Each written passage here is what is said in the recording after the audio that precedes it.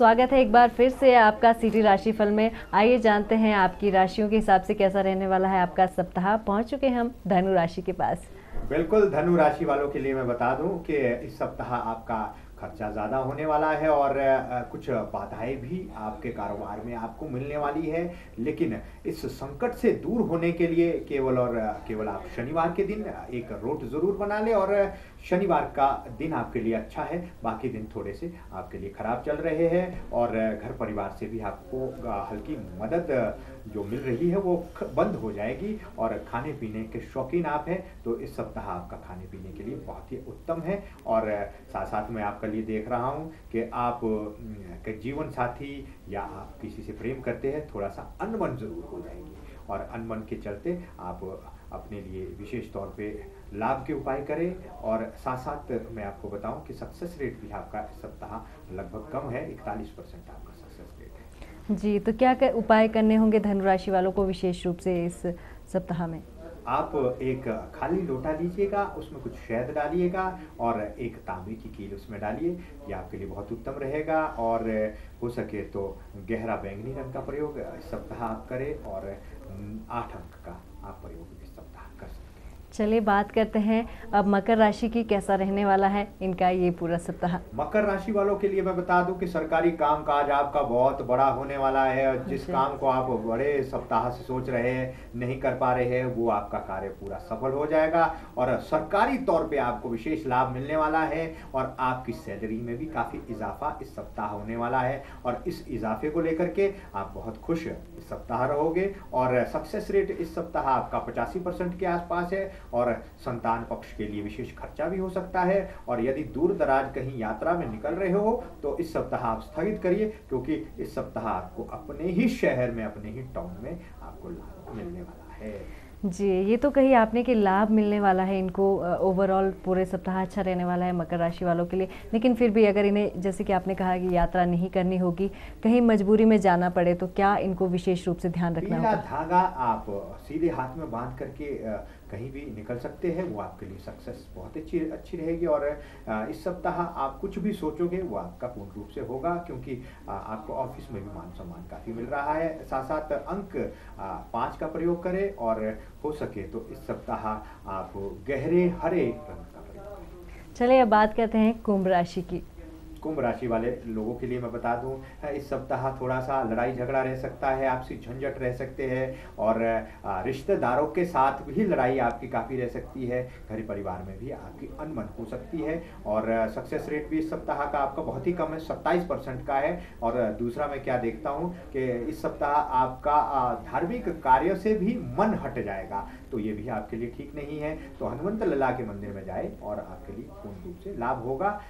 तो आप विशेष उपाय जरूर इस सप्ताह करें। जी, ये बताया आपने विशेष उपाय, और क्या रहेगा इनका सक्सेस रेट? और वो तो आपने कहा कि बहुत कम रहेगा। और शुभ अंक और रंग की क्या बिल्कुल, रंग आपके लिए गहरा सफेद बहुत ही अच्छा रहेगा। और जो अंक की बात करूं तो 7 अंक का प्रयोग इस सप्ताह आप कर सकते हैं। और साथ साथ मैंने उपाय बताया, हनुमंत लला के मंदिर में आपको जरूर जाना है, या हो सके तो झाड़ू की कुछ 3 तेलियां खोल करके कहीं चौराहे पे रख के आनी, तो अभी आपको लाभ बहुत ज्यादा रहेगा। जी, अब पहुंच चुके हैं हम अंतिम राशि यानी मीन राशि के पास। कैसा रहेगा मीन राशि वालों का ये पूरा सप्ताह, ये जानते हैं आचार्य जी से। मीन राशि वाले जातकों को मैं बता दूं कि इस सप्ताह आपको संघर्ष काफी है और रिश्तेदारों से आपको लाभ बिल्कुल नहीं मिलने वाला है। जिस उम्मीद पे आप बैठे हो वो उम्मीद आप छोड़ दो। और इस सप्ताह हो सकता है कि इंश्योरेंस वाले आपके पीछे भागे, या हो सकता है कोई कंपनी वाले आपके पीछे भागे, तो उससे भी आपको बचना है, क्योंकि आपके लिए ये बिल्कुल अच्छा नहीं है। सोना खरीदारी इस सप्ताह आप कर ले, ये आपके लिए बहुत अच्छा रहेगा, ये सेविंग रहेगा। और बैंकों से भी आपको बहुत बड़ा लाभ, ऋण इत्यादि इस सप्ताह मिलने वाला है। सक्सेस रेट इस बार आपका 84% का है। जी, बहुत अच्छा रहने वाला है ओवरऑल मीन राशि वालों का ये पूरा सप्ताह। लेकिन फिर भी क्या खासकर इन्हें उपाय करने होंगे इस पूरे सप्ताह में, विशेष रूप से ध्यान देना विशेष होगा? तौर पे उपाय मैं बता दूं, कुछ चने की दाल को पीले रुमाल में बांध करके सर के ऊपर वार करके इसमें एक कील लगा करके, ये हो सके तो आप सूखे पेड़ के नीचे छोड़ करके आए, लाभ होगा। या शहद का लेपन या शहद का तिलक लगा करके कहीं भी निकले, आपको लाभ होगा। और आपके लिए इस बार गुलाबी रंग का प्रयोग कर सकते हैं और 5 अंक का ही प्रयोग इस बार करें। सूर्य उपासना के लिए उत्तम है। जी, ये तो बात हुई राशियों के हिसाब से कैसा रहने वाला है आपका ये पूरा सप्ताह। लेकिन जैसा कि हमने शुरू में कहा था कि अगर आप कोई नया बिजनेस चाहते हैं करना, और कौन से बिजनेस में आपको कितना लाभ होगा और किस राशि को किस तरह का बिजनेस करना चाहिए, आइए जानते हैं ये विशेष रूप से आचार्य जी से।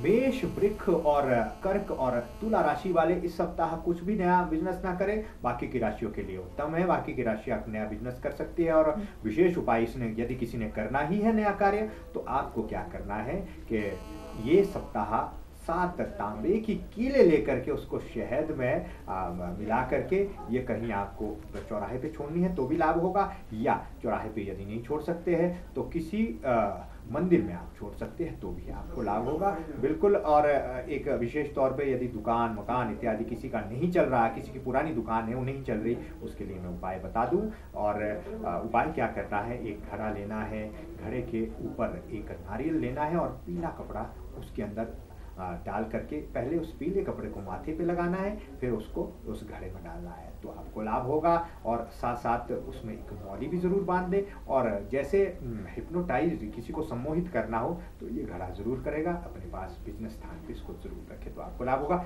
और हो सके तो श्री एक यंत्र ले, अपना फोटो उसके अंदर डाले, 2 श्री यंत्र के अंदर अपने फोटो को रखने के बाद वो घड़े में रखे तो किसी भी तरह का काम आपका नहीं चल रहा है तो आज से चलना शुरू। जी, तो ये तो बात हुई अगर कोई नया बिजनेस शुरू करना चाहते हैं तो उन्हें इस तरह के उपाय करने होंगे। आइए बात करते हैं हमारे जो प्रश्न आए हैं हमारे ईमेल आईडी पर। और एक प्रश्न हमारे पास आया है कि यदि किसी को सपने में पानी में डूबता हुआ उसे नजर आए या फिर पानी दिखे बहुत सारा तो क्या रहता है?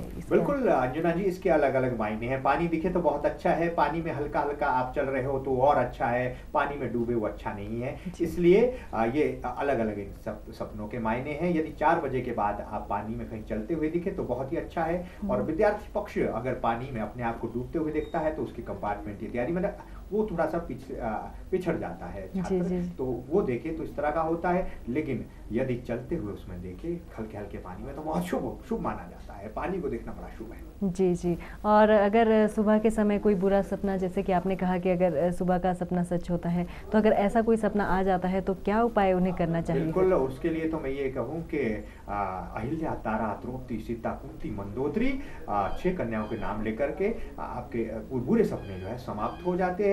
दूसरी ओर उपाय सप्त धान्य लेकर के इसको जो है एक पोटली बना करके आपको कहीं बहते हुए पानी में छोड़े तो अभी आपको लाभ होने के पूरे आसार हैं।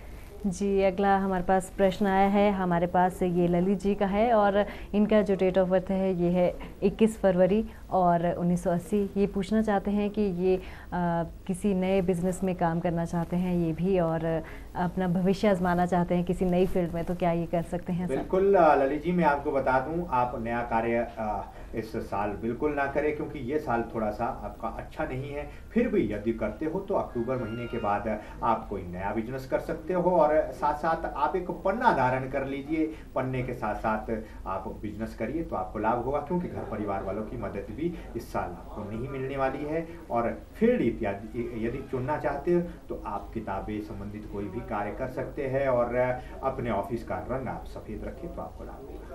चलिए, अगर आपके मन में भी ऐसे ही कोई प्रश्न है या जानना चाहते हैं अपने फ्यूचर के बारे में तो आप हमें मेल कर सकते हैं हमारे ईमेल आईडी जो कि है acharyaplus@gmail.com पर। बिल्कुल अंजना जी, मैं एक बार फिर से बताना चाहता हूँ, ACHRYAPLUS acharyaplus@gmail.com। आप फेसबुक से भी जुड़ सकते हैं, अपने प्रश्नों को फेसबुक में भी कर सकते हैं तो आपके सभी प्रश्नों के जवाब दिए जाएंगे और जितनी भी आपकी समस्या रहेगी उनके निदान शावर वेद से मैं करूँगा।